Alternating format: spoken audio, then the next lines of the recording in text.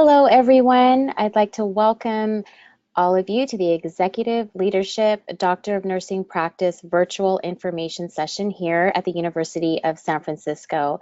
My name is Carolyn Arroyo, and I am the Graduate Enrollment Manager for the School of Nursing and Health Professions here at USF, and I will be moderating this virtual information session. We have a detailed presentation today given by Dr. K.T. Waxman, who is the Associate Professor and Director of the Executive Leadership DNP program. Just to let all of you know that this information session is being recorded and will be posted to our website. All attendees will receive an application fee waiver that can be used if you decide to apply to our program. We are currently accepting applications for the spring 2019 term. Just want to let everyone know that you can ask questions anytime during the course of the presentation, and we will address as many as we can towards the end of the session. At this point, I would like to introduce you to Dr. Waxman, who will be presenting today. Thank you, Carolyn. Hi, everyone. I want to talk to you about our program, about the DNP itself, and just what to expect when you have been enrolled in the program. So I want to talk about the school itself, the history of the DNP, the details, and admission requirements. And then we'll do Q&A at the end, as Carolyn said. So the next slide is just really about USF. And University of San Francisco was the first institution in California to offer the DNP degree, and we were the first program that was accredited. And since that time, in about 2000, and I think it was 2006, there have been over 200 programs that have opened nationally. We are the oldest university in San Francisco and the second oldest institution for higher learning in California. We have over 150 years of granting degrees, and we are accredited by CCNE and approved by the California Board of Registered Nursing. Not only were we the top 40 best nursing programs in the nation, but we're also one of the top 10 universities in terms of diversity in the nation. Our vision and mission is really to prepare health professionals who provide a moral compass to transform healthcare in order to promote equity and positively influence quality, delivery, and access to care. We're a Jesuit university, and our mission is to advance nursing education within the context of Jesuit tradition, which really focuses on diversity, social justice, leadership, and critical thinking. And we really like to tie in our final projects to a social justice or a Jesuit values component. So how does your project really relate to the community and helping in terms of the diversity or social justice related to that project? And our motto is really to change the world from here. And I can say that we have actually had a lot of ELDNP's alum who have made a significant impact in that. So I want to talk about the DNP as a degree, and why would you pick the nursing practice degree, a Doctor of Nursing Practice? It is the highest practice degree that any nurse can achieve. It is the same as a terminal degree as a PhD in terms of the highest degree you can achieve. Now, you might say, why am I getting a DNP versus a PhD? Well, it is an advanced educational credential for those who require advanced practice knowledge but do not need or want a research focus. And so when I was getting my DNP back in 2008, I really wanted to get my doctorate degree and thought the only degree that was available was the PhD. After going into the research on that, I felt like I'm not a researcher. I don't want to be heads down in a book doing research. I want to apply what I've learned into practice. And so when the DNP came, it was the degree for me. And so this is a practice-focused nursing doctorate, and it's not clinical practice necessarily. It can be administrative practice, and that is what the ELDNP program focuses on, is that administrative track. DNP programs prepare nurses with the highest level of scientific knowledge and practice expertise to assure the best quality of care and provide positive patient outcomes, but it's not necessarily at the bedside. It could be in a boardroom, in an office, it could be in the community, it can be as a consultant, but you are making a difference in patient outcomes from a leadership perspective. So now that's the degree itself, but the executive leadership DNP called for transformational change in the education of advanced practice nurses, looking at advanced practice. And the original DNP was focused on the NP.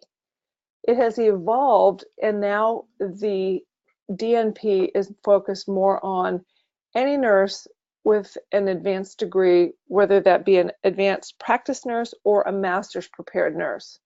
It is designed to prepare experts in specialized advanced nursing practice. So that's a key term there, advanced nursing practice versus advanced practice nurses.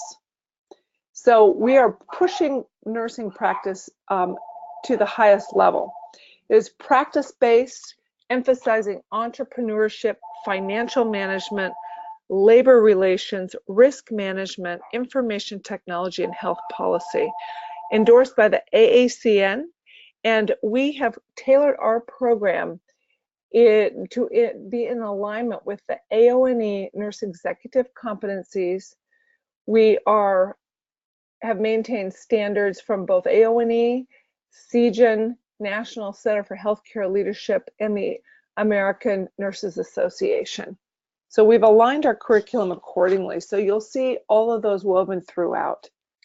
The Executive Leadership DNP is an exclusive cohort designed specifically for current or emerging nurse executives with supervisory oversight of a group of essential services or function. We like to have leadership experience at the department or division level at the minimum. What our cohort looks like is it's comprised of chief nurse executives, directors who want to become a chief nurse, vice presidents of patient care services in both inpatient, outpatient, medical device companies, and consulting firms. We are the first of its kind in the nation. Our Executive Leader DNP program, we set the standard and we raise the bar, really preparing nurse executives to take on multidimensional responsibilities in healthcare. We are now moving in. If you choose to apply and come on board, you'll start in January of 2019 and you'll be cohort 10. And so that's 10 cohorts of executive leadership. And that was after we had about a 2-year established track record of the basic DNP before we moved into the executive. It's a very unique curriculum that prepares nurse executives for the multiple dimensions of administrative responsibilities within varied healthcare environments. So we're not hospital-centric, we're healthcare-centric. So we look at politics and ethics and quality and safety, financial management, and it's really advanced financial management, healthcare reform, strategy work, labor relations, strategic leadership, and risk management. So that's sort of the program, and then just tied into the DNP Essentials, which just comes from the American Association of Colleges of Nursing.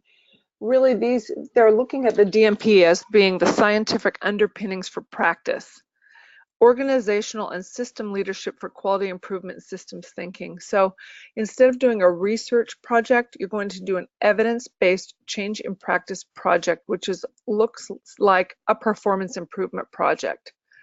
Clinical scholarship and analytical methods for evidence-based practice.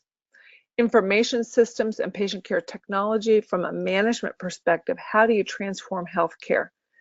Healthcare policy for advocacy in healthcare, and we really focus on interprofessional collaboration, looking at patient and population health outcomes, clinical prevention and population health for improving the nation's health, and then advanced nursing practice. So those are right out of the AACN. You can find that on their website if you want to dig deeper into what the essentials are. We feel that there is an increased demand for the DNP with the Institute of Medicine report and the Robert Wood Johnson Foundation for Nursing, and the future of nursing really wants us to prepare to double the amount of doctorally prepared nurses by the year 2020. And there's a rapid expansion of knowledge needed for practice. We're hearing that magnet facilities are looking at their chief nurse to have a doctorate degree, and specifically DNPs. There was a couple of articles in JONA that talked about the role of the DNP CNO in magnet facilities. Concerns about the quality of patient care and patient safety, so more advanced education to lead those efforts.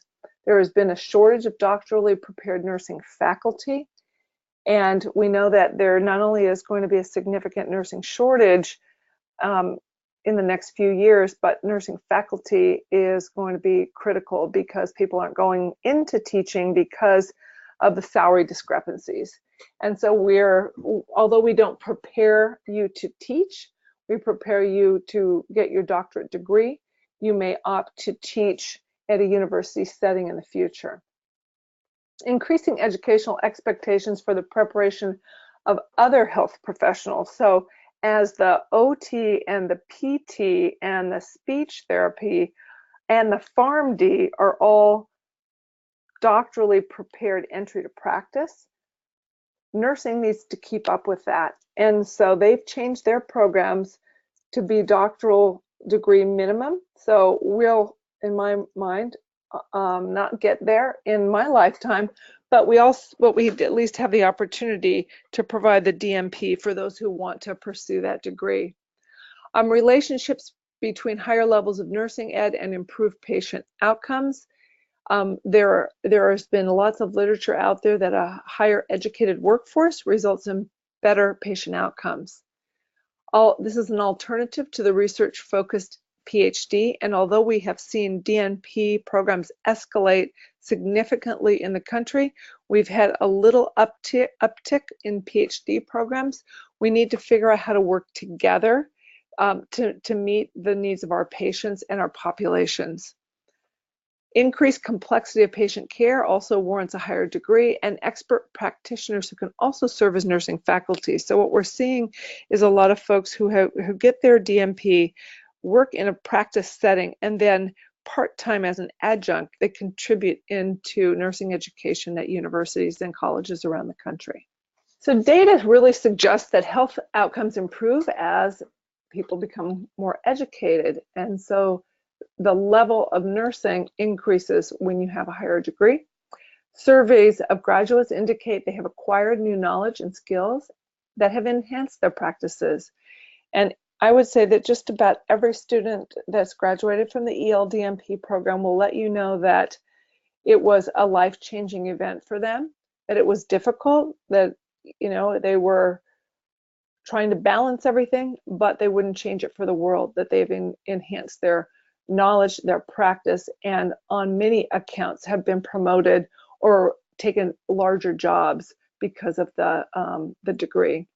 Reports from employers, when we've done employer surveys, are indicating that DNP graduates are bringing added value to their places of employment. So that's also really good. So now I'm going to go over, that's sort of a high level, what's happening nationwide, what the DNP Essentials are, how we've tied our curriculum to some of the standards that are set out there, and that we're just very proud of our program. And now I'm going to go through the details so that you can kind of think in your mind whether this is going to be a good fit for you. So we have a cohort model, and our cohorts are limited. We keep them around 20 at the most. The last cohort we have is 19, and the one before that was 17. But we target 20 to 22, and then we know that we might have some attrition. So you travel to San Francisco for 12 intensive teaching weekends in 6 semesters. So basically, this is a 3-year program in 2 years because we do go year-round. You would start in January of 2019, and then you would graduate in December of 2020. So 6 semesters. We do spring, summer, and fall. There are 2 teaching intensive weekends per semester, and they're generally in February, in April, June, July, September, and November. The sessions provide time for participants to work together intensively with feedback from faculty and peer executives from around the country. So everyone gathers in San Francisco, and we provide 2 nights of lodging in a boutique hotel in downtown San Francisco, right next to Union Square. If you do come to us from over 200 miles from San Francisco, we pay for an additional night so that you can come in on Wednesday night. You have the morning on your own on Thursday morning. We have a group lunch, announcements, sharing of maybe people who have been published or spoke at a conference, and then we have class from 1 to 5. We have a reception from 5 to 6, and your significant others are invited to that. The next day on Friday, we have class from 8 to 12. We have lunch, and then we have 1 to 5 class, and then we have another reception. And then on Saturday, we have morning class at the hotel. We end at noon, and then you have a free afternoon for group work if necessary, shopping, or traveling back home. The rest of the program is online, so this is a true hybrid program. We have online coursework between each meeting, extending the effectiveness without putting your careers on pause. So you say, how could I do this? I have a full-time job. I have 3 kids. My daughter's pregnant. I'm getting married. I'm planning a wedding. Whatever the case may be, we've heard it all, and everyone has been able to balance it. Now, we do require you to be here in person at all of those intensives, but we do understand that things happen. Joint Commission might show up. The state might show up. Your daughter is giving birth. We understand those things, and if we know in advance, we can make arrangements for you, and you do rely on your cohort to help carry you through. They could record the class for you, take notes. We also have the ability for you to Zoom in virtually if necessary. Not recommended, but if you're stuck somewhere, we can Zoom you in, but we want you to be there because the learning comes from being able to be with one another and hearing from each other during the group work. That really enhances learning. So a little bit more about our curriculum. We have, these are just some sample classes. Population-focused system improvement and design is another name for epidemiology and data analysis. But instead of calling it that, it's really focused on the managerial piece. So for instance, in epidemiology, you'll have to understand some of that, the formulas and whatnot, but really it's how would you as a leader manage an epidemic that occurred in your community, something to that nature. The data analysis piece is not a statistics class. It's really how do you analyze a scholarly paper to determine whether it's valid and reliable. How do you know that this evidence is true evidence? So we walk you through reviewing different articles, and you have to understand all of the formulas, but you don't do the data analysis yourself. Quality safety improvement with information technology, again, at a higher level. We work with the IHI courses as well online. The legal and risk, we actually bring in law students to work with you in a simulated fashion so that you can be in your role as an executive, working with these law students as actual attorneys, negotiating contracts and things like that. Advanced management of financial resources is not going to talk you through how to calculate an FTE or build a budget. It's really going to be about strategy and healthcare reform, cost containment, and that sort of thing, rather than just the basic budgeting stuff. Strategic leadership, innovation, and entrepreneurship really is self-explanatory. It's really not about leadership theory. It's about being a strategic leader. Policy and ethics for healthcare outcomes at a higher level, and then scholarly inquiry. We will teach you or remind you how to write an APA format. We will help you create an evidence-based table, an AIM statement, and a PICO statement. So that's a sample curriculum. And then next we're going to talk about our practicum. So AACN requires every DNP student to have 1,000 hours of practicum, and they call it clinical, but we know that in our program it isn't clinical. You have to fill out clinical logs, but your practicum is really administrative in nature, and all of your practicum can be done during the work week in your clinic, in your agency where you work. depending on availability. You could take 1 day a week, you could take 2 4-hour days, or you might just take an hour a day to start logging in your hours. We give you credit for going to conferences. We give you credit for your presentations, preparation for your certification. We give you credit for things that you would do during your regular workday, as long as they're have a relationship with your project. So we really promote double dipping. Now, we also allow you to transfer in up to 500 hours of practicum hours if, in fact, you have a master's in nursing or an you're a certified FNP. If you have a master's in business or master's in healthcare administration or a non-nursing master's, you will need to do 1,000 hours. Now, that is just the way it is. We don't necessarily agree with the rules for AACN, but that's what we have to do. And they only take into account nursing clinical hours. So for a master's degree in nursing, you're probably going to be transferring in around 300 hours. And for the FNP, the maximum would be 500 hours. So we, as I said, it's a 2-year program in 3 years. We try to limit our class size to 25 or less, and we try to manage our smaller groups in, we do a lot of group work, so we'll have some didactic with the 20 people in the room, and then you might take the next hour doing group work and then coming back and doing a presentation. Now let's talk about the project. We have a couple of milestones that need to occur as you're going through this, these courses and the practicum. We have the qualifying course, which is in semester 3. We call it quals, and quals is to write an article for publication in a peer-reviewed journal that needs to be submitted, not necessarily accepted. And you need to write your project prospectus. You also need national certification. That is all required to get through quals, and then you move on to complete your evidence-based change in practice project. The final product is a practice application oriented DNP project that provides students with an opportunity to demonstrate their clinical and scholarly expertise through the development of a relevant practice-related project to affect change or improve outcomes in the clinical setting. You need to apply research to practice, not do the research, and it's an evidence-based change in practice project.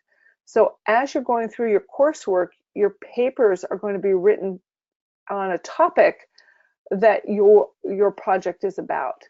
And then those lit reviews, those papers that you've written, you can move those into part of your final project. So we like you to start early. We like you to know what your project's going to be soon after you're admitted, but no later than the end of the second semester. If you have a passion for patient safety or a passion for succession planning, you have a topic, but you don't know what you're going to do or how you're going to do it. That's what we work with you on from the very beginning. And you will be assigned to an advisor who will help you and guide you through that journey. Some sample projects were improving nurse executive informatics competencies, implementation of a toolkit. This particular student realized that nurse executives don't know a lot about informatics, so she created a toolkit with a website where they could go to gain information. And how did she decide they didn't have that information? She did a survey. She realized there was a gap in knowledge, and now this project closed that gap. Caring Actions Bundle, operationalizing Dr. Watson's caring science theory. So taking Watson's theory and implementing it into a hospital, not just a unit, because we are at a macro level with the DNP. The master's level is the micro level. The Leadership Practice Circle Program and Toolkit, an evidence-based approach to leadership development in healthcare.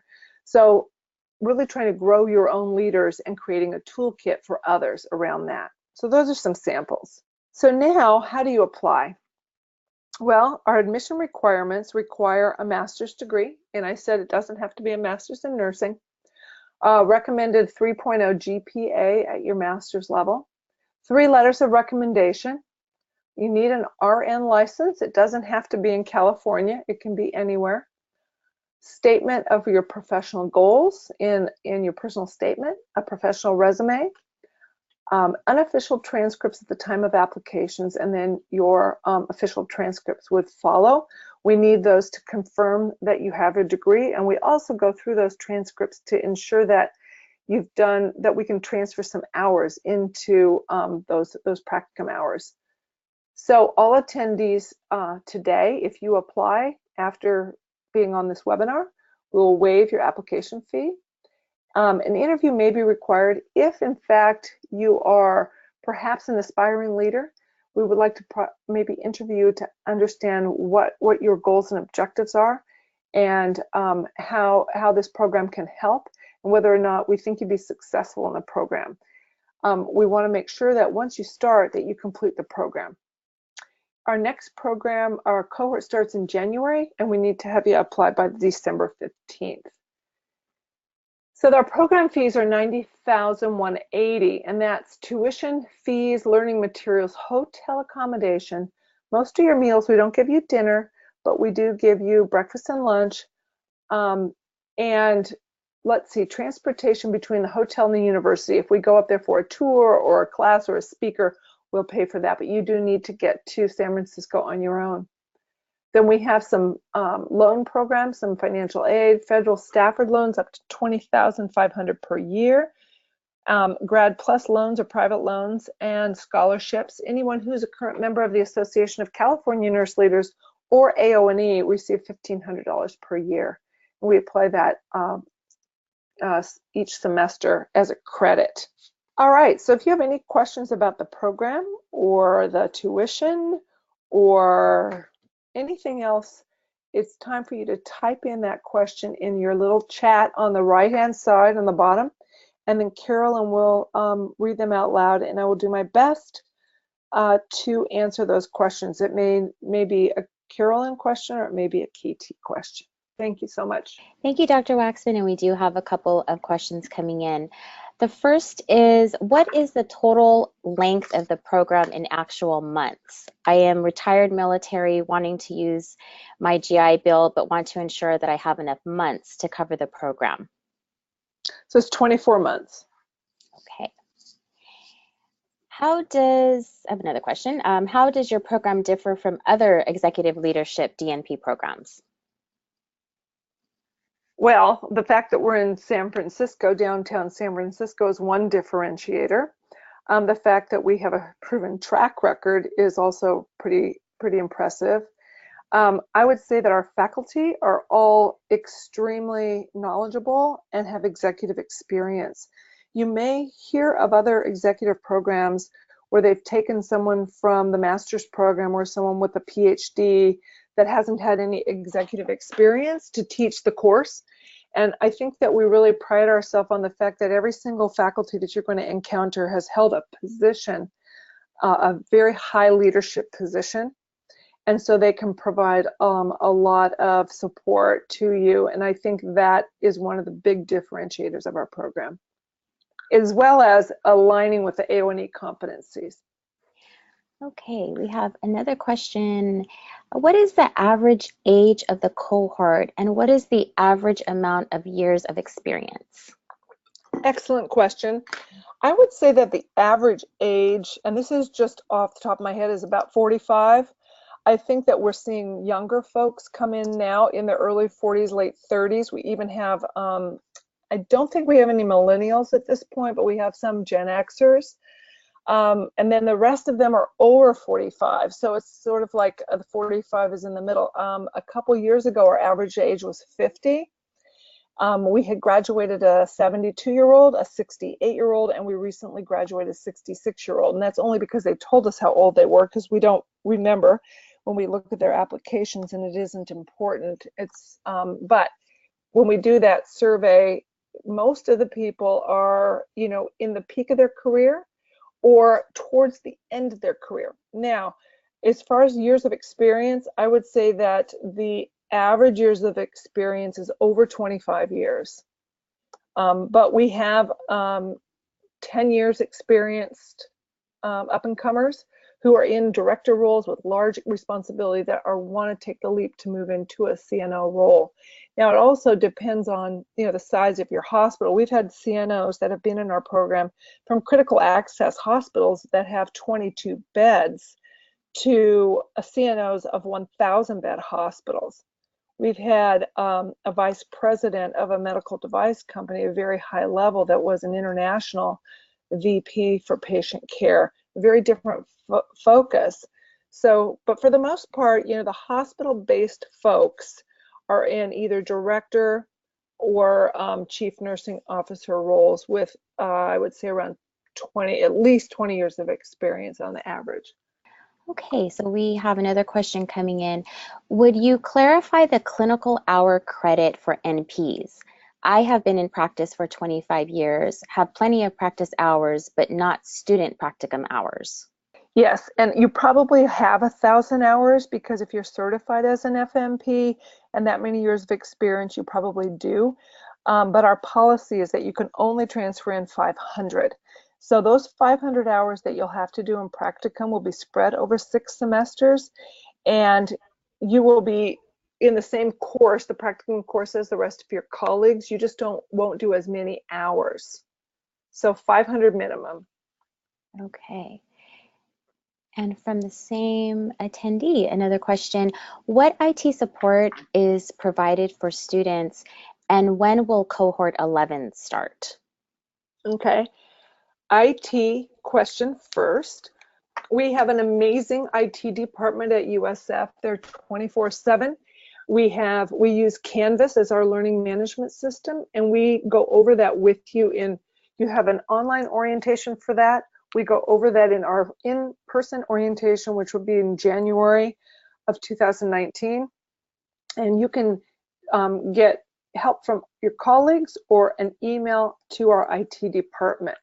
We do suggest if you have a laptop with a big firewall, if you're working for the VA or Kaiser Permanente, that it may be best to buy a separate laptop just for school because there are so many firewalls. So we've had students actually buy a new laptop during orientation at our bookstore, and if you're a student, you get a student rate. So it's just something to think about. And the second piece of that was cohort 11 will start January of 2020. Okay. Robin has a question. What about transferring in hours as a CNS? CNS, you're most likely going to transfer in up to 500 hours as well. So depending on your graduate practicum that you did, you probably have between 300 and 500. So we would transfer in up to 500. We just need to look at your transcripts.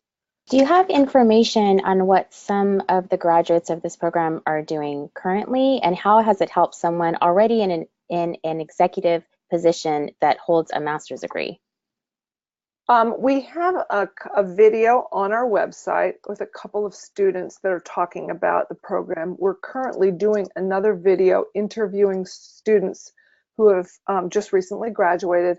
And then we also have some stories on our website of students who have been promoted or used the information that they gained in the program for promotion.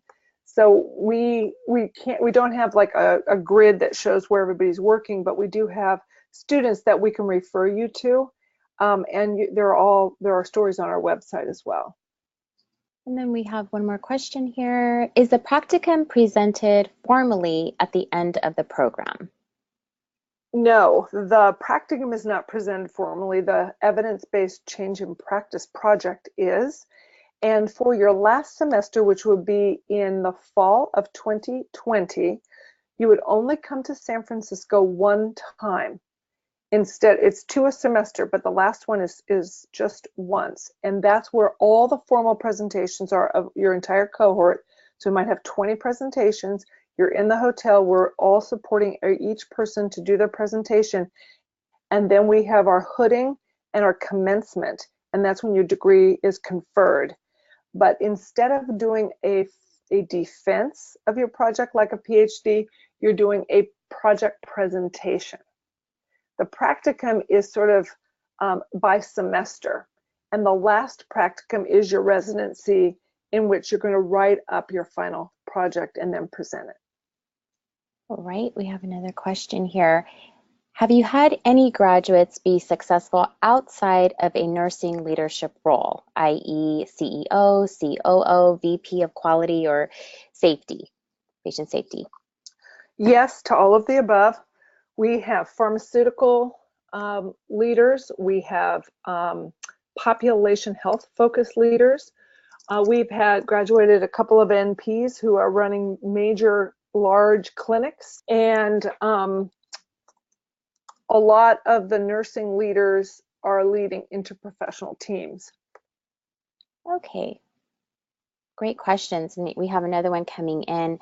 What about someone who has a BSN and a master's in business, but not a master's in nursing? Would they still need the 1,000 practicum hours? Yes. A BSN, we're not looking at any undergraduate hours to transfer in, only graduate hours. And if you have an MBA, you need to do 1,000 hours.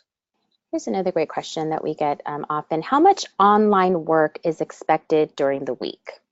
Yeah, that's a really good question. So it varies from course to course, depending on how many units the course is and depending on the professor. We do as much as we can in person, and then we do discussion boards online. We have papers that are due online, and then a final paper at the end of each semester. We try to have our due dates for those papers on the weekends, like Sunday night at midnight, because we know that most people do their work on the weekend. So I would say that you're looking at 4 to 6 hours a week of online work, and then the intensive twice a semester. And then obviously your practicum, which is during the course of your day. So you'll get really good at keeping track of your hours while you're working. We had some great questions coming in. I don't have any more questions on the screen as of right now, or hold on one second. Here comes one. Oh, we do have one more coming in. Is online work done through a specific website or portal? We use Canvas, and that's our learning management system whereby all of our courses are housed and all of the work is done through Canvas. We use Zoom as our virtual meeting, and you might have to sign into Zoom to do some virtual things maybe during the evening, but for the most part it's not synchronous, it's asynchronous, and it's on Canvas. How many instructors would you have each semester? Well, you could have anywhere between 1 and 4, depending on how many courses you have that semester. So there is one semester where the first semester is 2 courses, two faculty, and then the second semester there's 1 course that may be taught by 2 faculty and then 1 other faculty. So you might have around, I would say the average is 2, but there may be a time where someone has said, I want someone to do this piece of the course, and they'll come in and just do that one piece. And then you'll always have your practicum or your chair of your committee advisor that's going to be working with you on practicum. So that's a constant throughout. You'll have that same person every semester for your practicum, and then your course professors will change every semester. All right, we have a question coming in from Angela. You mentioned something about an article and that you don't have to publish but have to apply. Can you explain a bit more about that? Yes, we require you in your qualifying project to write a manuscript for publication that needs to be submitted to a peer-reviewed journal. We don't require it to be published. If it is, that's awesome. We have a list of all of our students who've been published, but that's way too much pressure to put on our student. What we want them to do is write a paper in APA format in a scholarly fashion at the doctoral level and submit it for publication. Well, if anyone out there has any more questions, now would be the time to ask them. I don't see any more on our screen at the moment. I'll wait just a few moments more to see if any come in. Let's see. Okay, I think that was a thank you. All right. So I think that's all for our questions. And so I think what we'll do, Dr. Waxman, is just wrap things up here. Just want to thank everyone for taking the time during your day to attend our virtual information session, and we really hope that you found the information helpful. And on the screen right here, you have some information, our email address, which is the SONHP admissions at USFCA.edu email address. If you have any questions, please don't hesitate to contact us. We also have my email, which is carroyo2@usfca.edu, and also Dr. Waxman's contact information.